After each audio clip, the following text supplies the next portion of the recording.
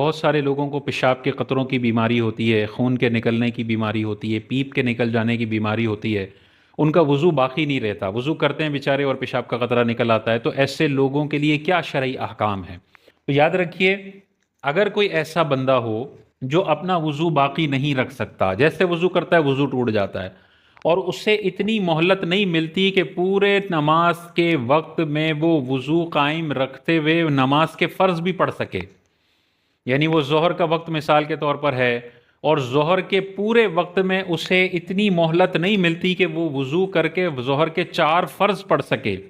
اور بار بار یہ پیشاب کا قطرہ آتا ہے یا بیماری آتی ہے اور وضو توڑ دیتی ہے، اور اس نے اس پورے وقت میں اپنا امتحان لے لیا، بار بار چیک کیا، اور بار بار جب یہ نماز پڑھنے جاتا ہے تو اس کا وضو ٹوٹ جاتا ہے حتیٰ کہ نماز کا آخری وقت آ گیا، تو ایسا بندہ شریعت کی نگاہ میں کہلاتا ہے شرعی معذور۔ تو شرعی معذور بننے کے لیے پہلی دفعہ زندگی میں ایک دفعہ اپنا امتحان لینا ضروری ہے، کیونکہ شرعی معذور وہ ہے جسے اتنی مہلت بھی نہ ملی کہ 4 رکعت فرض پڑھ سکے۔ تو یہ مہلت نہیں ملی، یہ وہی بندہ فیصلہ کر سکتا ہے جس نے اپنا امتحان لیا ہو۔ تو اپنے آپ کو چیک کریں، مثال کے طور پہ اس نے وضو کیا، پیشاب کا قطرہ آ گیا، 5-10 منٹ ٹھہرا، پھر پیشاب کا قطرہ بیٹھے بیٹھے آ گیا، پھر آدھا گھنٹہ ٹھہرا، درمیان میں پیشاب کے قطرے آتے رہے حتیٰ کہ نماز کا آخری وقت آ گیا، تو اب کہا جائے گا کہ اس نے پورے وقت اپنا امتحان لیا اور اس کے بعد اس نے جان لیا کہ مجھے پورے وقت میں اتنی مہلت بھی نہیں مل رہی کہ میں فرض نماز پڑھ سکوں۔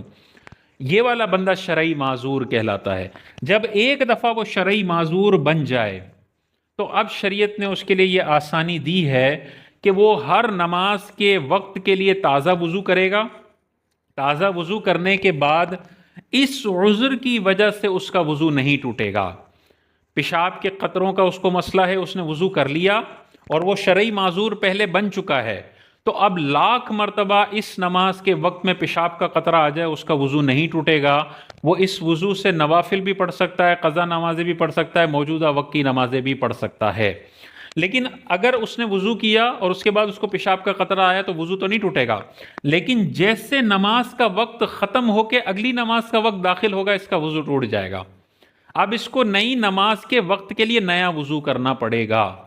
تو شرعی معذور کو اس نماز کے وقت میں یہ سہولت شریعت نے دی ہے کہ اگر 4 گھنٹے نماز کا وقت ہے تو ایک دفعہ وہ وضو کر لے، اس کے بعد یہ عذر لاحق ہوگا پیشاب کا قطرہ وغیرہ تو وضو نہیں ٹوٹے گا، نمازیں پڑھ سکتا ہے۔ ہاں اس کے علاوہ کوئی وجہ پائی گئی وضو توڑنے والی تو پھر وضو ٹوٹ جائے گا۔ مثال کے طور پہ اس کو پیشاب کا مسئلہ ہے، اس نے وضو کیا تو پیشاب کے قطروں سے وضو نہیں ٹوٹے گا، لیکن ہوا خارج ہو گئی وضو ٹوٹے گا، استنجا کے لیے چلا گیا استنجا سے وضو ٹوٹ جائے گا، اس بیماری کی وجہ سے نہیں ٹوٹے گا۔ اب یہ کب تک شرعی معذور رہے گا وہ ذہن میں رکھنا ہے۔ ایک دفعہ شرعی معذور بن گیا تو اس کے بعد یہ نہیں کہ ہر وقت اس کو پیشاب کا قطرہ آنا ضروری ہے، نہیں، اس کے بعد پورے نماز کے وقت میں اگر ایک مرتبہ بھی پیشاب کے قطرے والی بیماری آ جاتی ہے تو یہ شرعی معذور کہلائے گا۔ لیکن اگر کسی دن پوری ایک نماز کا وقت بغیر قطروں کے گزر گیا تو ہم کہیں گے یہ اب بندہ صحت مند ہو گیا، یہ شرعی معذور نہیں رہا۔ اب شرعی معذور نہیں رہا تو یہ والا فائدہ جو اس کو مل رہا تھا کہ 1,00,000 مرتبہ پیشاب کا قطرہ ہے وضو نہیں ٹوٹے گا، اب یہ سہولت اویلیبل اس کو نہیں ہے، کیونکہ یہ شرعی معذور اب نہیں ہے، اب یہ تندرست شخص کہلائے گا، تو پھر نہیں، پھر دوبارہ امتحان لینا پڑے گا۔ ایک نماز کا کامل وقت اگر اس کو مہلت نہ ملی فرض نماز کی تو دوبارہ شرعی معذور بنے گا اور یہ سہولتیں اویل کر سکتا ہے۔ شرعی معذور امامت کروا سکتا ہے یا نہیں وہ بھی شرعی مسئلہ اپنے ذہن میں رکھیں۔ اگر کوئی شرعی معذور ہے جس کا وضو باقی نہیں رہتا تو وہ تندرست لوگوں کا امام نہیں بن سکتا، وہ اپنے جیسے مریضوں کا امام بن سکتا ہے یا اپنے سے بڑے مریضوں کا امام تو بن سکتا ہے، لیکن اپنے سے تندرست لوگوں کا امام یہ نہیں بن سکتا، اس کے پیچھے تندرست لوگوں کی نماز نہیں ہوگی۔ آخری مسئلہ کہ شرعی معذور کا وضو ٹوٹتا تو نہیں ہے عذر کی وجہ سے، پیشاب کا قطرہ نکلا وضو نہیں ٹوٹے گا، لیکن اگر وہ پیشاب کا قطرہ کپڑوں پر لگا ہے تو کپڑوں پر نجاست کا حکم وہی ہوگا جو نماز کے اندر کا حکم ہے کہ اگر 1 درہم جتنی نجاست لگی، اگر وہ گیلی نجاست ہے تو 1 روپے کا جو سکہ ہوتا ہے ہتھیلی کی گہرائی اتنی نجاست اگر لگی، مثال کے طور پہ اتنا دھبا ہو گیا تو وہ 1 درہم یا اس سے زیادہ کہلاتا ہے۔ تو اگر پیشاب کا قطرہ کپڑوں پر لگا تو وضو تو نہیں ٹوٹے گا، لیکن اگر پیشاب کا دھبا اتنا ہو گیا، اتنا بڑا دھبا ہو گیا، تو اب کپڑے ناپاک ہونے کی وجہ سے نماز میں نقصان آئے گا۔ اگر 1 درہم سے زیادہ کپڑا ناپاک ہے اور نماز پڑھ لی تو نماز ہوگی ہی نہیں، 1 درہم کے برابر ہے تو نماز ہو جائے گی لیکن نماز واجب الاعادہ، اور بالکل چھوٹا سا دھبا لگا تو اس کو صاف کرنا مستحب تھا، سنت مبارکہ تھا، لیکن اس کے ساتھ بھی نماز پڑھی تو نماز ہو جائے گی۔ تو بہت سارے لوگ یہ سوال کرتے ہیں کہ مفتی صاحب پیشاب کا قطرہ نکلنے سے وضو تو نہیں ٹوٹے گا،